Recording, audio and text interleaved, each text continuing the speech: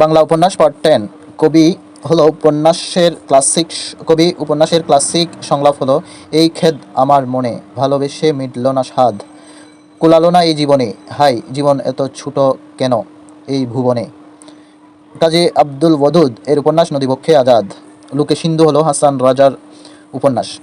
বালায় চাঁদ মুখোপাধ্যায় এর উপন্যাস হাটবাজারে। প্রেমের সমাধি মোহাম্মদ নজিবুর রহমানের উপন্যাস। আবুল ফজলের উপন্যাস চৌচির। অনাথিনী খান মোহাম্মদ মঈনুদ্দিনের উপন্যাস। রমেশচন্দ্র দত্ত এর উপন্যাস বা ঐতিহাসিক উপন্যাস জীবন প্রভাত।